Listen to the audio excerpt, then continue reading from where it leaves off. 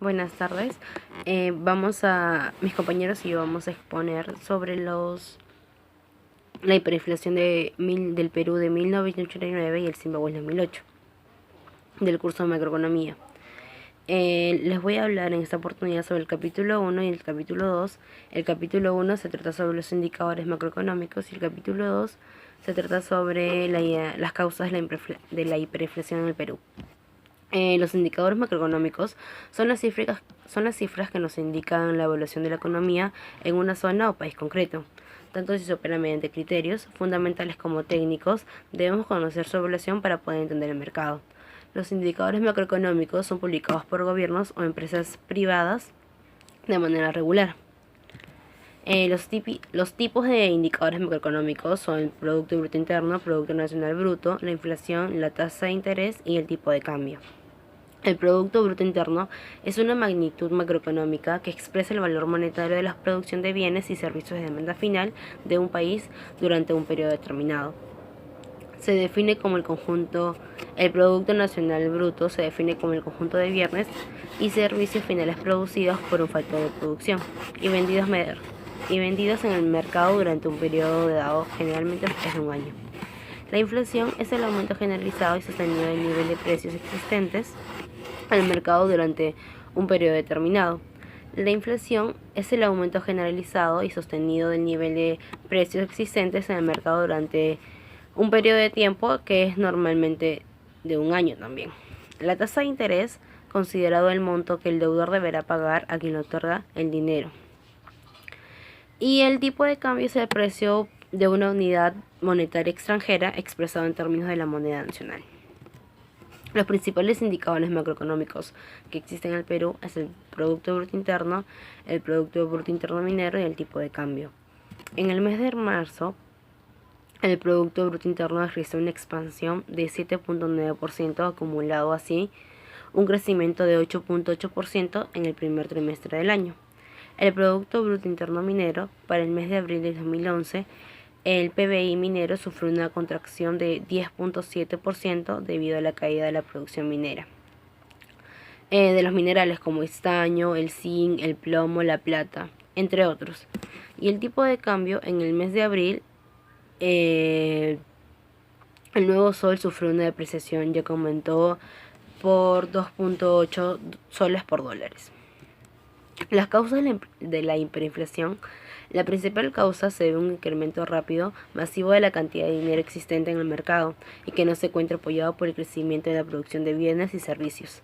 Esto genera un desequilibrio entre la oferta y la demanda de dinero, incluyendo moneda y depósitos bancarios. Los antecedentes de la hiperinflación en el Perú. Les voy a hablar sobre el gobierno de Belaúnde. Dejó el país en una profunda crisis económica. Las inversiones habían caído de 21.2% del PBI. En 1982 ocurrió un 12.2%. En este mismo año, la economía peruana no creció y en 1983 el crecimiento fue negativo. Esto quiere decir que en 1980 el ingreso por cápita era de $1.232 por peruano y en 1985 llegaba tan solo $1.050. El desastre económico del gobierno de Belaúnde se debió principalmente a una caída de precios de productos que el Perú exportaba, por ejemplo como el plomo, el cobre, la plata y el café. Para contrarrestar el déficit fiscal, el FMI obligó al gobierno de Belaúnde a reducir el precio del Estado, a reducir el presupuesto, y a incrementar las tarifas públicas y evaluar la moneda nacional, es decir, el sol. Y como sabemos, la devaluación frena las importaciones. Cuanto menos vale la moneda, hay más que gastar para importar un producto X. Gracias. Del capítulo 3, que es el programa heterodoxo en el Perú, de 1985 a 1987. Como todos sabemos, el 28 de julio de 1985, Alan García tuvo dos opciones: uno, de continuar con el programa ortodoxo del FMI o probar con una receta distinta, heterodoxa.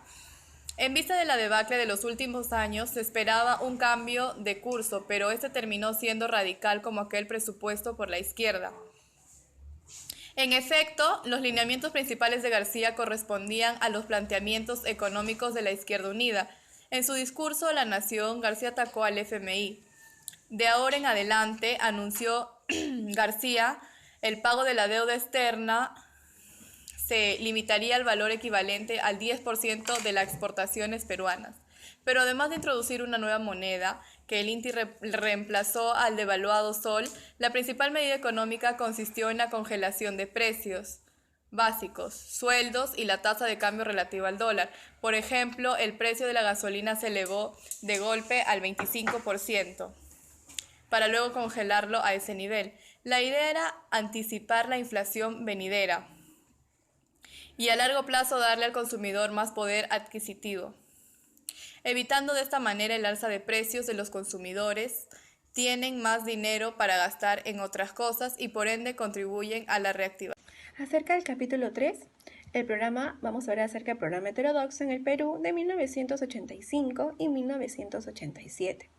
El 28 de julio de 1985, Alan García tuvo dos opciones: continuar con el programa ortodoxo del FMI o probar una receta distinta, heterodoxa. En vista de la caída de los últimos años, se esperaba que un cambio de curso, pero ese terminó siendo tan radical como aquel propuesto por la izquierda. En efecto, los lineamientos principales de García correspondían a los planteamientos económicos de Izquierda Unida. En su discurso, Alan García anunció que el pago de la deuda externa se limitaría al valor equivalente del 10% de las exportaciones peruanas, pero además de introducir una nueva moneda, que se llamó el INTI, reemplazó al devaluado sol.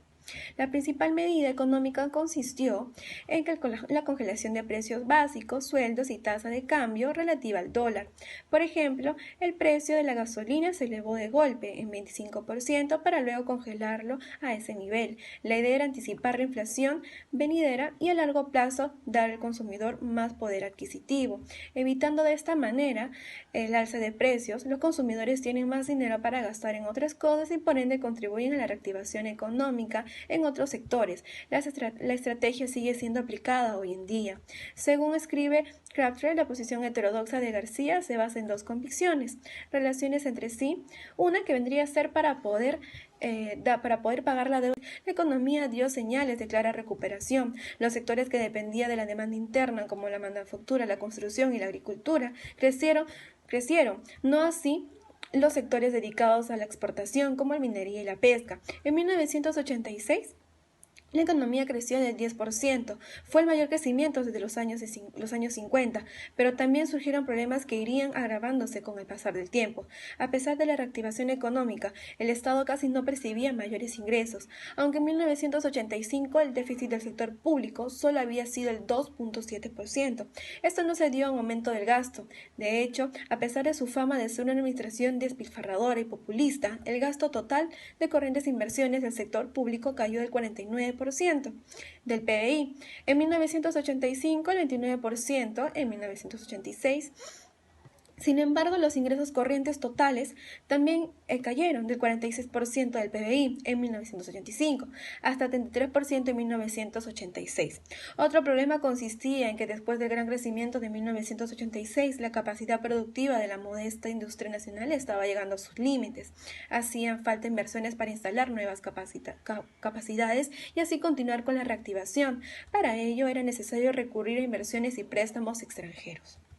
El tercer problema, según Crabtree, era una balanza comercial que volvió a ser negativa hacia fines de 1986, con la reactivación económica y el alza de sueldos. Perú volvió a incrementar sus importaciones, mientras que en el capítulo 4 hablaremos sobre la política para corregir la distorsión. En este caso vamos a hablar de la aplicación de las medidas heterodoxas.